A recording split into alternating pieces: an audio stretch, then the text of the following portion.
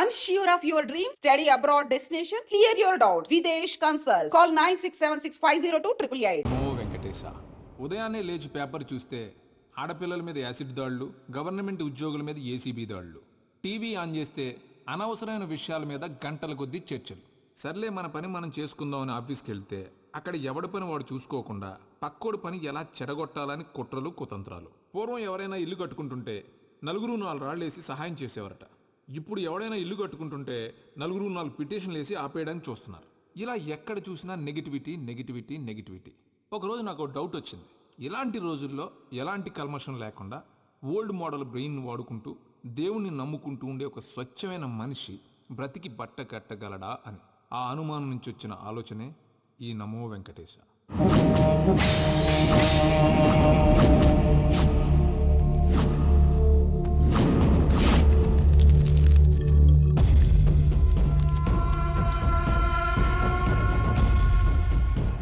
రామానుజం లెక్కలు చూడకుండా దిక్కులు చూస్తున్నావేంటి? చూడండి గురుగారు, ఆయిల్ పట్టిన అడవి పందిలా ఉన్నాడు. కోస్తే కర్నూలు మొత్తం జరిపోతాడు. వీడికి ఆ బంగారు బొమ్మ లాంటి పిల్లతో పెళ్ళంట. ఏం కాంబినేషన్ అండి ఇది? కాంబినేషన్స్ మనం ఫిక్స్ చేసుకుంటే సరిపోద్దేంట్రా, ఆ పైవాడు ఫిక్స్ చేయొద్దు. ఏంటి చెప్తారు? అవతల వాళ్ళు పెళ్లికి ఏర్పాట్లు చేసుకుంటుంటే. ఓ అబ్బో, రామాయణంలో రావణాసురుడు కూడా సీతమ్మ వారిని తీసుకెళ్లి ఇంతకంటే బందోబస్తు ఏర్పాట్లు చేశాడు. చివరికి ఏమైంది? రాముడి చేతిలో తుక్కు తుక్కయ్యాడు. ఏవో పురాణాలు చెప్తూ ఉంటారు. సరే, ఈ అంబియన్స్ కు తగ్గ రిఫరెన్స్ చెప్తాను. ఒక్కడి సినిమా చూసావు కదా? చూశాను. భూమికను పెళ్లి చేసుకోవడానికి ప్రకాష్ రాజు నానా పాపాలు చేశాడు. క్లైమాక్స్ లో ఏమైంది? మహేష్ బాబు చేతిలో బట్టి గరిచాడు. అయితే ఇప్పుడు ఏమంటారు? స్త్రీకి ఇష్టం లేకుండా పురుషుడు పెళ్లి చేసుకోవాలనుకుంటే అది జరగదు. అయితే ఇది జరగదా? అయ్యగారు, పూజమ్మ గారు కనబడట్లేదు అయ్యగారు. జరిగిందా? గురుగారు ఎలా చెప్పగలిగారు? ఫార్ములా రామానుజం. ఒక్క నిమిషం గురుగారు. నాకు తెలిస్తే చంపేస్తాడు. వెతకండి, వెళ్ళి వెతకండి. ఆగండి, ముందు నేను చెప్పేది వినండి. మా గురుగారు మామూలుడు కాదు. కళ్ళ ముందు తిరిగే కల్కి భగవాన్, కాలజ్ఞానం తెలిసిన వీరబ్రహ్మం గారు, 6th సెన్స్ ఉన్న సాయిబాబా. ఇలాంటి ఏదో జరుగుతుందని ఆయన ముందే చెప్పారు. పదండి, ఆయన కాళ్ళకి నమస్కారం చేసుకుందాం. రండి బాబు. ఏం చూస్తారో పోయి వెతకండి. ఏంటి గురుగారు ఇలా కొట్టేశాడు? నిజం చేదుగా ఉంటుంది రామానుజం, అందరూ రిసీవ్ చేసుకోలేరు. వీడి చెప్తేనే ఎలా ఉంటే వీడి బాబు చెప్తే ఇంకెలా ఉంటుందో.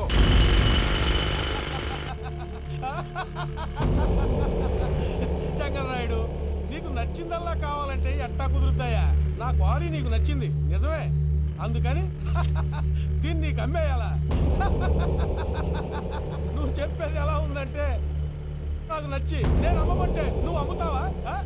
కొన్ని కుదరవు. నీ ధైర్యానికి కారణం గురువారి.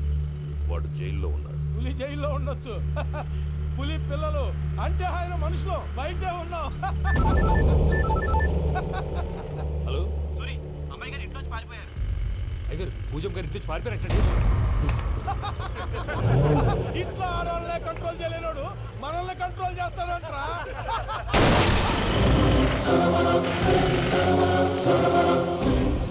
నవ్వుతూ బతకాలరా అంటారు, ఈ నవ్వుతూ చచ్చిపోయాడు.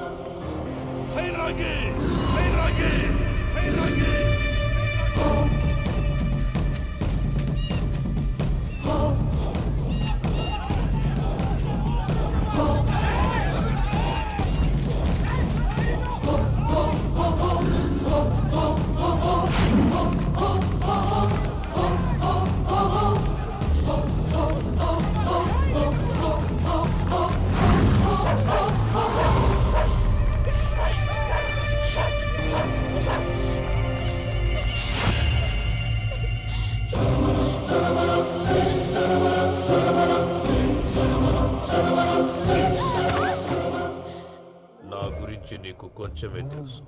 పూర్తిగా తెలుసుకోనీకే ట్రై చేయకు. నువ్వెంత ప్రయత్నించినా ఈడ నుంచి తప్పించుకోలేవు. నా కొడుకుతో నీ పెళ్లి జరగాల జరుగుతుంది. నా దేవుడు కూడా ఆపలేడు.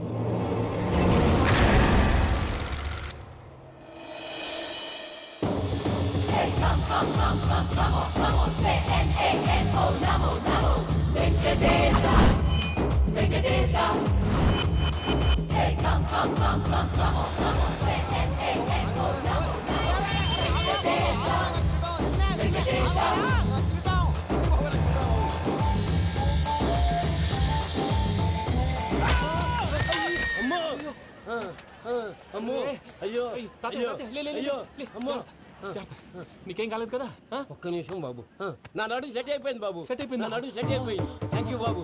Thank you. Thank you Babu. Thank you. ఇదిగో నీ కర్ర.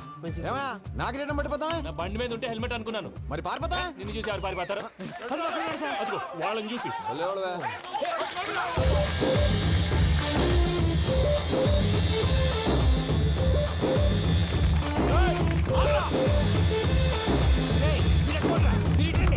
నేను దూకేస్తాను, నేను రాను. నీకు నచ్చిన అబ్బాయి నుంచే పెళ్లి చేస్తాను. కిందకి రారా. ఇప్పుడు ఇలాగంటారు, కిందకు వచ్చాక మాట మారుస్తారు. నేను దూకేస్తాను, వద్దు నాన్న. వద్దు. నేను దూకేస్తాను. బాబు.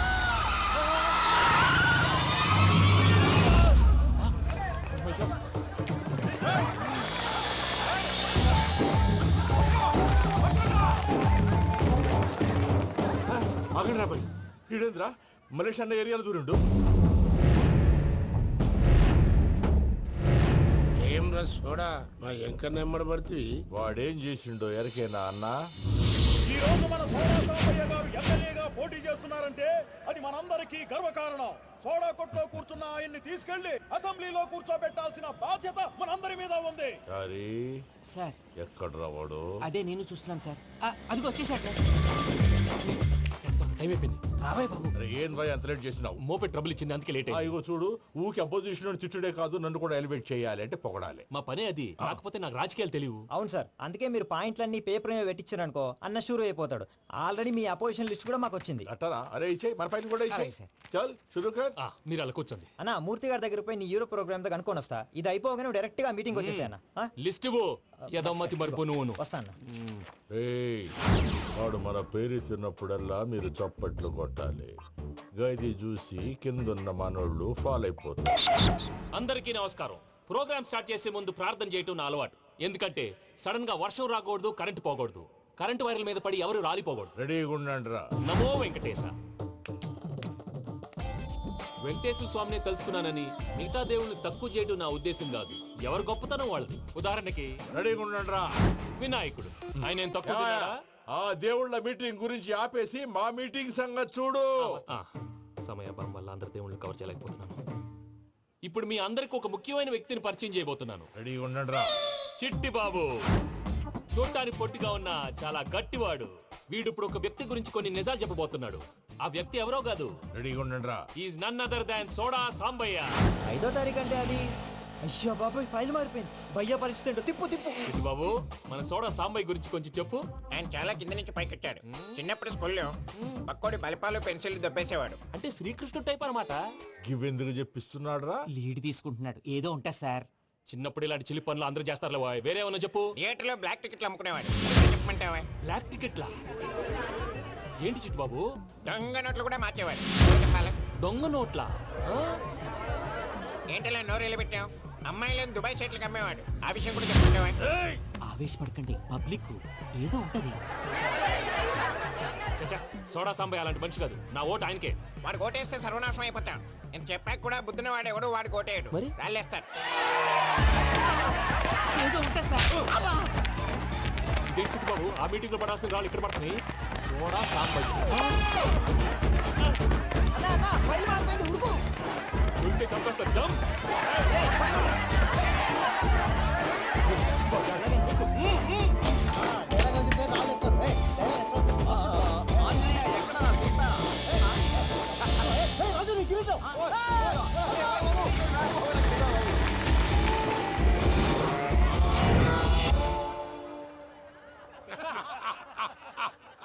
టోటల్ గా సోడా గ్యాస్ తీసేసిండు అన్నమాట. అరే ఇజ్జత్ పోయి మేము ఏడుస్తా ఉంటే గట్లా నవ్వుతారేమనా? మా ఎంకన్నంటే ఎవడనుకున్నావురా? సాక్షాత్తు ఎంకట రమణమూర్తి. మరిగా సామె మా ఎంకరతోని నిజం చెప్పించిండు. అరే ఏమన్నా లాజిక్ మాట్లాడుతున్నావు? అరే అదగాడిని అప్పగించు, లేదంటే గాడిని ఎలా తీసుకెళ్లాలో మాకెరకనే. అయిపోయిండ్రా కథ. ఏంద్రా ఎంకనం తీసుకోపోతావు తోలుకోపోతావే నా ఎంకనం తోలుకోపోతావు అరే కాబోయే ఎమ్మెల్యే పోతావు అరే నువ్వు ఎమ్మెల్యే అయితే నాకేది బే నడు బే నడు నా ఎంకనం అరే వాళ్ళ ఇద్దరు తీసుకున్నాక ఇచ్చతా నీకు ఇచ్చదేద్రా బస్సే బాస్ నీ లంగమని ఎవరు ఊరుకో పెద్దమ్మా ఇందులో ఆయన తప్పే ఉంది బోల్ డబ్బులు పెట్టి మీటింగ్ పెట్టాడు అది నా వల్ల అప్సెట్ అయింది అందుకే నా వెంట పడ్డారు మీరు ఉండండి అంతే అంతే నువ్వు వెళ్ళండి వెళ్ళండి వస్తానన్న అన్న మలేశ్వరం వస్తానన్న అక్క నేను బీపీ తగ్గించుకోరా నీ ఆరోగ్యం గురించి చెప్తున్నాను అక్క మీరు వెళ్ళండి సార్ పెద్దమ్మా అతను చెప్పింది నిజమే నువ్వు కొంచెం బీపీ తగ్గించుకోవాలి గట్లనే తక్కువ చేసుకుంటా ఏంది భయ నారాయణ ఊరుకూరుకొని రమ్మంటివి మన ఎంకరకి పెళ్లి గిట్లు ఏమైనా సెటిల్ అయిందా? వీడికి ఇంకా పెళ్ళవదన్నా, అందుకే మేము ఇద్దరం కలిసి పుణ్యక్షేత్రాలకు పోదాం అనుకుంటున్నాం. ఆ విషయం నీతో చెబుదామని. ఏం మాటలు బాబాయ్? లేకపోతే ఏంట్రా, మీ నాన్న పోతూ పోతూ నిన్ను నా చేతిలో పెట్టిపోయాడు. ఇప్పుడు ఆ బాధ్యత పెద్ద బరువు అయిపోయింది. అరే ఇప్పుడు ఏమైందని ఎంకన్నను బంగారం లెక్క పెంచితివి. పెంచితే సరిపోతుందా? వీడికి 20 సంవత్సరాల వయసు వచ్చినప్పటి నుంచి సంబంధాలు చూస్తున్నాం. మొదట్లో వర్షాకాలంలో వర్షాలలాగా విపరీతంగా వచ్చాయి, తర్వాత ఎండాకాలంలో వర్షంలాగా అప్పుడప్పుడు వచ్చాయి. ఇప్పుడు కరువు వచ్చినట్టు అసలు రావడమే మానేసి. బాబాయ్ జీవితం తోట లాంటిది, అందులో మనం తోటకూర లాంటి వాళ్ళం. తోటకూరతో పప్పు చేసుకోవచ్చు, వేపుడు చేసుకోవచ్చు, అంతేగాని రసం సాంబార్ చేసుకోలేం కదా. సంబంధం గురించి మాట్లాడుతుంటే సంబంధం లేకుండా మాట్లాడతావేంట్రా? సంబంధం ఉంది పిన్ని, నా డ్రీమ్ గర్ల్ కనిపించే వరకు పెళ్లి చేసుకోవాలని చెప్పాను కదా. నా చిన్నప్పటి నుంచి ఏ మాట చెబుతున్నాడు. ఆ డ్రీమ్ గర్ల్ ఎక్కడుందో ఎలా తెలుస్తుంది? నాకు తెలుస్తుంది. తుఫాన్ వచ్చే ముందు హెచ్చరికలాగా ఆ అమ్మాయి ఎదురుపడినప్పుడు నాలో కొన్ని కదలికలు వస్తాయి. తను నా దగ్గరకు వస్తుంటే గాలిలో గులాబీ పూలు వాసన వస్తుంది. అంతెందుకు, ఆకాశంలో సూర్యుడు 1000 రెట్ల కాంతితో నా పక్కన నిలబడినట్టుంటుంది. సూర్యుడు పక్కన నుంచుంటే కనిపించేది అమ్మాయి కాదు, యముడు. నీ ఫ్రస్ట్రేషన్ నాకు అర్థమైంది. ఒక విధంగా పెళ్లి లేట్ అవడం మన మంచికే. మంచిగా? మరి ఇప్పుడు మన ఇంటికి వచ్చేది కోడిపిల్ల కాదు, ఆడపిల్ల. కోటి ఆశలతో వస్తుంది. అందుకే ఆమెకి ఏ ఇబ్బంది లేకుండా ఫ్లాట్ తో పాటు ఫర్నిచర్ కూడా కొన్నాను. రేపు నానో కారు కూడా వచ్చేస్తుంది. ఇప్పుడు నేను పెళ్లికి రెడీ. జస్ట్ నా డ్రీమ్ గర్ల్ కనపడమే లేటు. చూసావా అన్న, ఎక్కడికి వెళ్ళా మళ్ళీ ఆ డ్రీమ్ గర్ల్ దగ్గరికే వస్తాడు. వీడికి జన్మలో పెళ్ళేయట్లేదు. ఇక మన పోదాం పదవే. నువ్వు పరిశ్రమ కుకో. మన ఎంకన్న జాతకంలో దోషం గిట్లుందేమో జర చూపిద్దాం.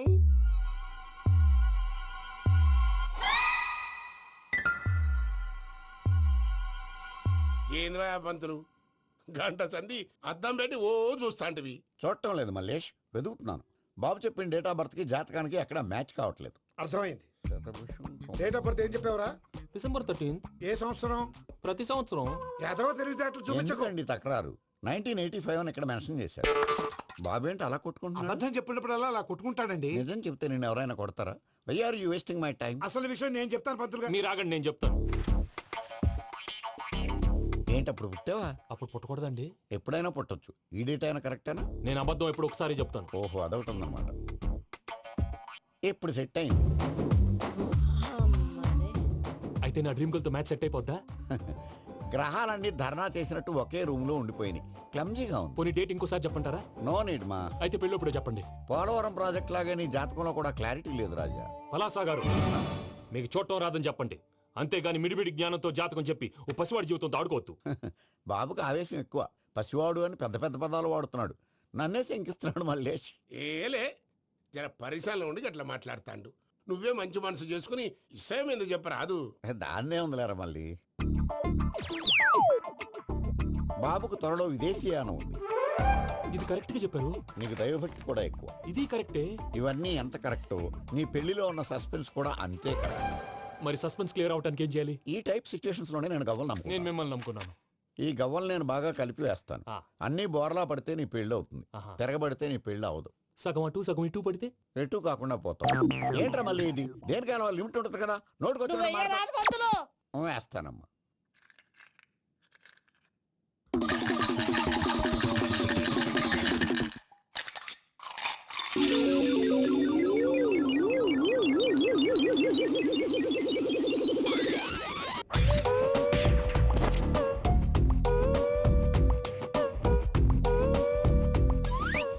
పోదకూడదు బాబు. జాతకం మనం రాయకూడదు, ఉన్నది చదువుకోవాలి. దీని అర్థమైంది పంతులు గారు. మీవాడు కూడా ఈ గవ్వలాగే ఒంటరిగా మిగిలిపోవచ్చు. అలాంటి మాటలు అనొద్దు పంతులు గారు, ఇంకోసారి ట్రై చేయండి. తప్పు బాబు. సృష్టికి విరుద్ధంగా ఏ పని చేయకూడదు. అది కాదు, ఇంతకు మీరు సరిగ్గా కలపలేదు. ఏం పెద్దమ్మా? పిల్లగాడు చెప్తున్నాడు కదా, ఇంకో పాలంటే ఆవేశపడకండమ్మా, అలాగే వేద్దాం. ఏముంది ఇందులో? ఒకసారి కాపాడుతు వేస్తున్నాడు.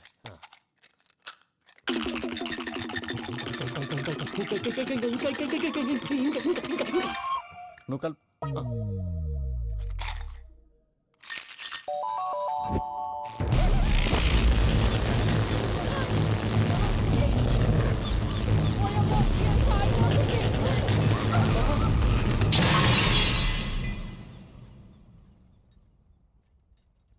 చూసావా ప్రకృతి విరుద్ధమైన పనులు చేస్తే ఎలాంటి ఫలితాలు వస్తాయో. దానికి దీనికి సంబంధం ఏంటండి? నిజానికి జాతకం వల్ల లైట్లు పేలకూడదు. ఇల్లు పేలిపోవాలా? పత్రికారు ఇప్పుడు ఏం చేద్దాం? ఒక్క ఫోటో తీసుకుందాం. నువ్వు కూర్చోమ్మా, గవ్వ కాంబినేషన్ కావాలి. ఎందుకండి? గవ్వ నిలబడడం ఎవరైనా చూసావా?